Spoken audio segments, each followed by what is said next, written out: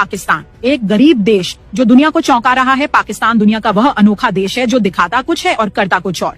हमारे भारतीय मीडिया, जिसे आमतौर पर गोदी मीडिया कहा जाता है, पाकिस्तान को एक गरीब और असफल राष्ट्र के रूप में पेश करता है। हमें बताया जाता है कि पाकिस्तान में लोगों के पास खाने को रोटी नहीं है, अर्थव्यवस्था तबाह है और देश दिवालिया होने के कगार पर है। लेकिन दूसरी ओर संयुक्त राष्ट्र की रिपोर्टें कुछ और कहानी बयां करती हैं। उनके अनुसार पाकिस्तान में प्रति व्यक्ति भोजन की उपलब्धता भारत से बेहतर है।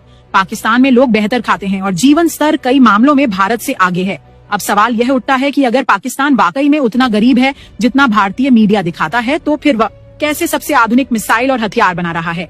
कैसे वह उन 5 देशों में शामिल हो चुका है जो खुद 5th जनरेशन लड़ाकू विमान बना रहे हैं? कैसे वह उन 3 देशों में से एक है जो 5th जनरेशन एयर पावर को सक्रिय रूप से इस्तेमाल कर रहे हैं? अगर यही गरीबी है तो हम तो भगवान से प्रार्थना करेंगे कि हमारे भारत को भी ऐसा गरीब देश बना दे। कम से कम हमारा तेजस विमान तो पूरा बन जाएगा।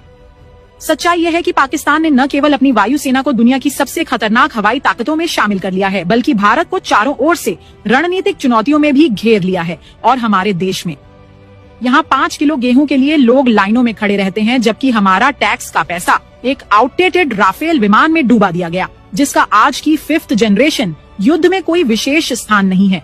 दुर्भाग्यवश हमारे अपने सेवानिवृत्त जनरल जैसे कि जनरल बख्शी, जिन्होंने देश के लिए बलिदान दिए हैं, अब वही पुराना नैरेटिव फैला रहे हैं। पाकिस्तान को नीचा दिखाकर खुद को सच्चा देशभक्त साबित करना चाहते हैं। सवाल ये है, क्या उन्हें कहीं से रिश्वत मिल रही है? वरना 5th जनरेशन के युग में पुराने जमाने के विमानों की वकालत क्यों?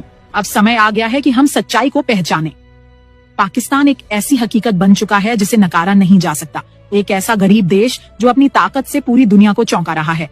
पाकिस्तान वह देश है जिसने दुश्मनों के साए में पलकर विकास किया है, जहां हर दूसरा दिन सीमाई तनाव से जुड़ा होता है, जहां हर साल आतंकवाद के खिलाफ लड़ाई लड़नी पड़ती है और जहां वैश्विक प्रतिबंध भी लगते रहे हैं। लेकिन इस सब के बावजूद वह देश आज न केवल अपनी संप्रभुता पर कायम है, बल्कि अपनी रक्षा उद्योग को भी मजबूत कर रहा है। क्या यह सब किसी गरीब देश की निशानी है? क्या एक गरीब देश खुद फिजा में दुश्मन के विमान गिरा सकता है? याद है ना, 27 फरवरी